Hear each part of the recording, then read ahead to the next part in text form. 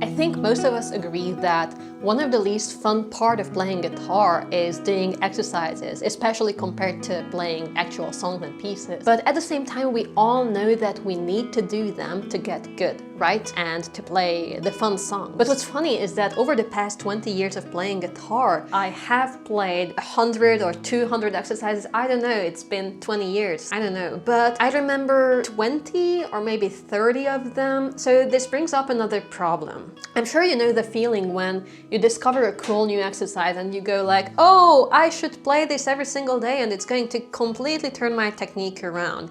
And you play it for a couple of days or a few weeks and then you just forget about it, right? And then maybe a year or 2 years later, you discover it again or you remember this exercise and you go, I remember this one. I should have played this every single day and my hammer-on or pull-off would be completely different now. I just forgot. And this got me thinking, what if there was one exercise, just one exercise that I had to remember or like memorize once, but still would allow me to practice all the technical elements of the guitar, or if not all of them, at least just a lot of them. And I think I found something really good, so I wanted to show it to you today.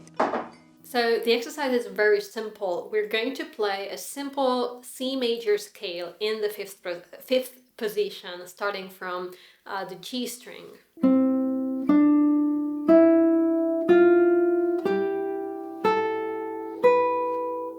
And backwards. And we're going to loop it in a lot of cases. So after you arrive back, you just shift one fret up and you keep going. You repeat the same thing.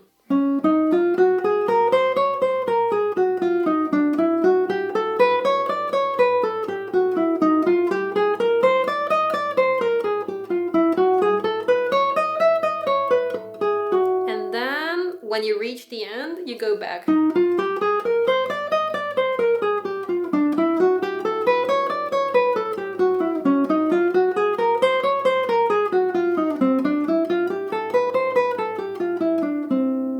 Okay, so this will be the base of our exercise and we're going to just put things on top of it. This exercise will be useful for you if you are a classical player or a fingerstyle player.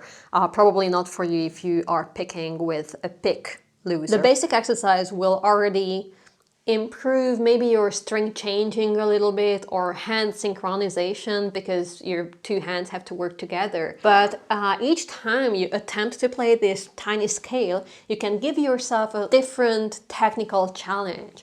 Let's say I want to work on my hammer-ons. I can do, for example, or I can do hammer-on on all the notes and not using my right hand at all. If I want to work on my pull-ups, I can go, and then I can combine these two into just one exercise.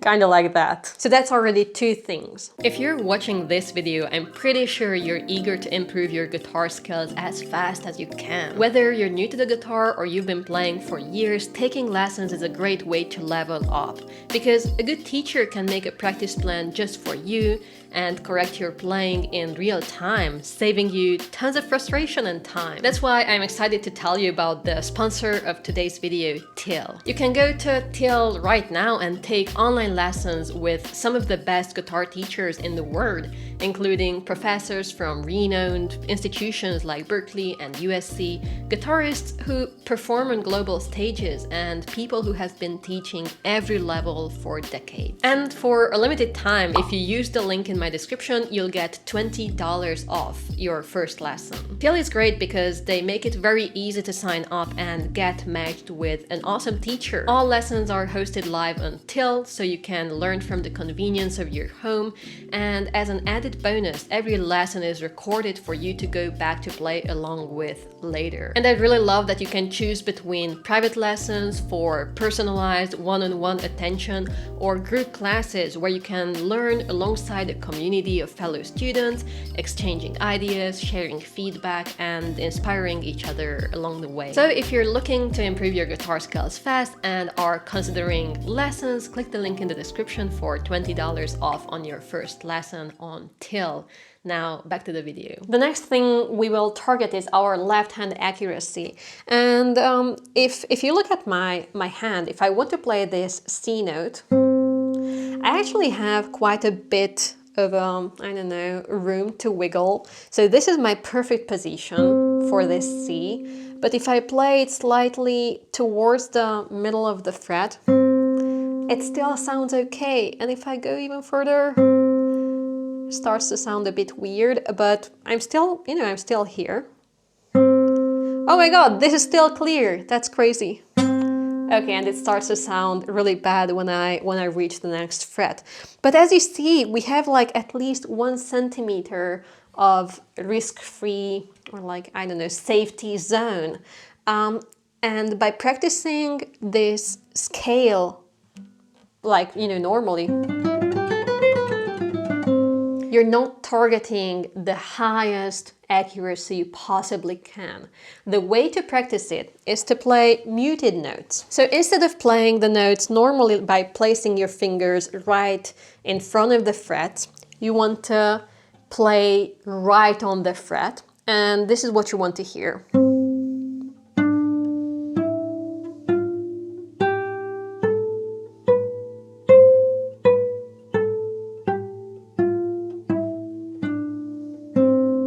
It sounds super weird, but this will teach such a deep level of accuracy to your left hand. Because here's what happens if you go 1 fret up, everything changes, right? Because the frets are getting more and more narrow. So your hand have to adapt to that situation. Oops.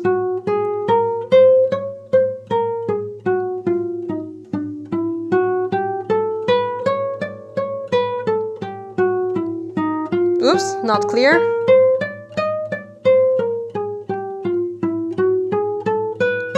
Here, when this happens, that means that I'm not accurate enough because I'm not muting the string. So I know that I have to adjust my position a little bit. So every time the sound is not muted or not like that weird plucky thing, but you hear the actual sound, that's when you need to tweak your position a little bit. Okay, excuse me for a second, I have to change an SD card in the second camera. Okay, good, we're back. Yay. Where were we? Right, before I start to talk about the right hand exercises you can do with this, I wanted to show you a tiny alteration, and I wasn't sure if I should include it in this video, but I think it doesn't stray far from what we were already doing. So you can also use this little scale to practice shifting, but instead of playing it in the 5th position across the strings, you just want to put it on 1 single string, on the B string. So you can go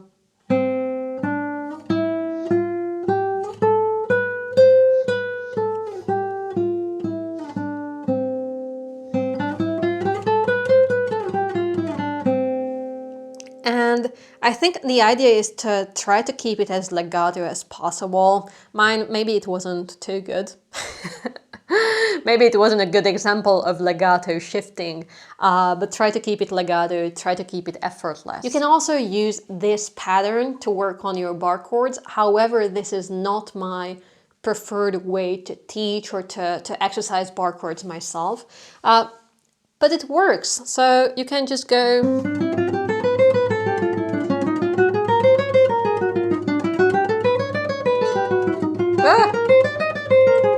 and so on, as long as you can hold that thing. The way I would approach this is that I would try to release my hand in between the positions. So let's say,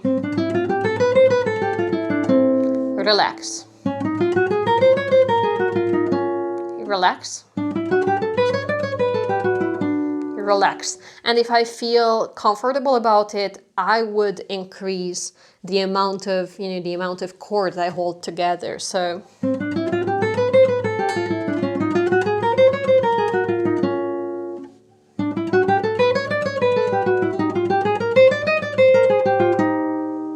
like that. So now I'm pausing after every 2 chords. Or then if I feel good about myself, I can pause after every 3. I don't know. Before we move forward, I just wanted to gently remind you that if you enjoy this video or the channel in general, please consider supporting my work on Patreon, because it helps me a lot to keep making these educational videos, or the music videos, or the podcasts. I have a podcast named Oh Sheet, and I think it's one of my best works. So if you like any of the things I'm doing, consider supporting my work on Patreon. Thank you. Okay, now to the right hand. This exercise is also really good for teaching yourself hand synchronization, speed and accuracy. So for example, I do this exercise a lot in an infinite loop, and I try to keep it as fast as I can, like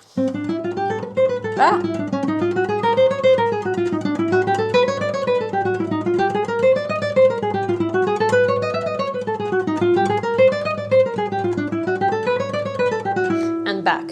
And you can go back and forth as long as you can or want to.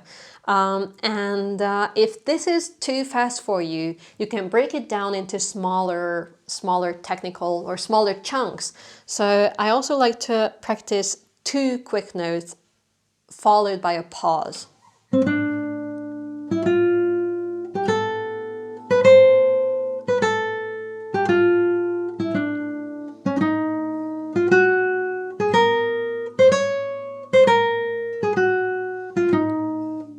And so on.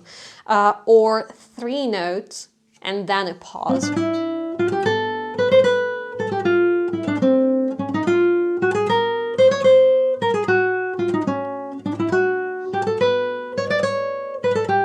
Or 4 notes followed by a pause.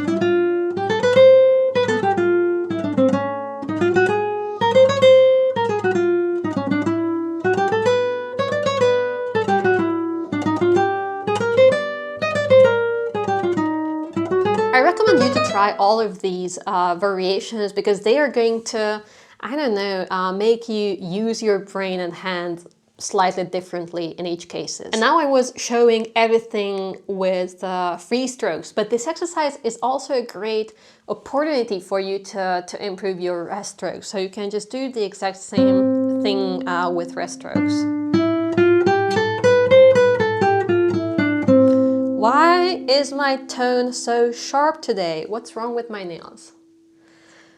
Maybe a bit too long, I don't know. But you can do everything we just did with rest strokes.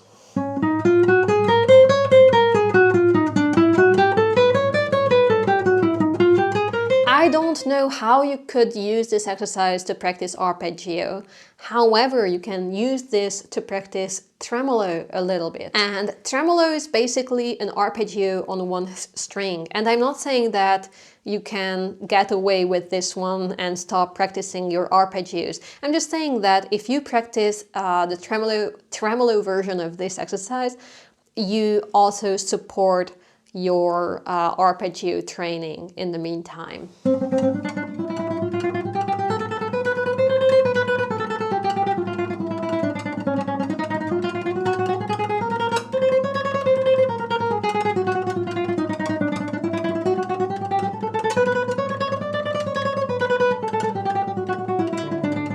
Oops. But I actually find this a little bit difficult, so I like to start with, once again, a couple of a speed burst followed by a little pause. Oops.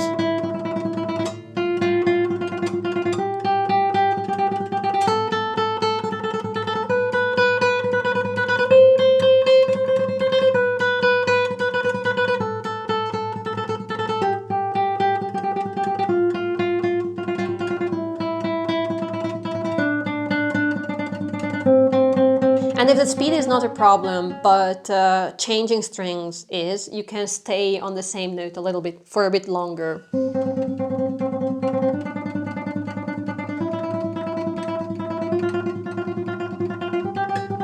But if you're a pro, you can change every 4 notes.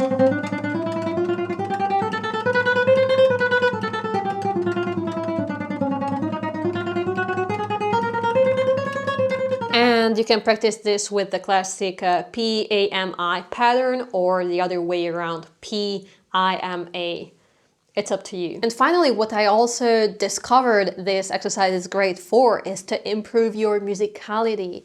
So you can slow this thing down and try to play the scale like very, very slowly, but as smoothly as possible to improve your legato and your sense to connect the notes. Each time you play a note, try to listen carefully how it sounds, the quality, the tone, the volume, and try to match that note with the next one you play.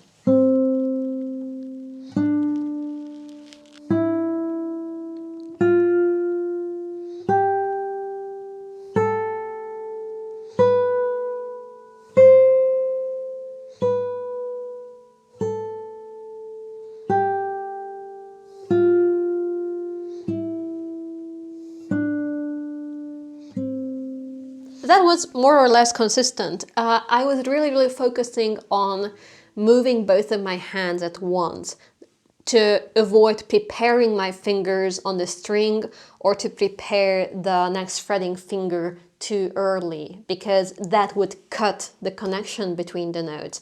And I think this is a good legato exercise. And not only a legato exercise, it's also training your ears to find the differences between the notes and sounds you produce, and also a sound production exercise, because if you say, I'm going to match each of the new notes with the previous one in quality, in tone, in volume, it's such an awesome picking exercise. Now, as I told you, you can also use this to work on your musicality. And if you learn how to produce a consistent tone, you can also learn how to gradually change that, right? So for example, let's say I want to increase my volume little by little, just gradually.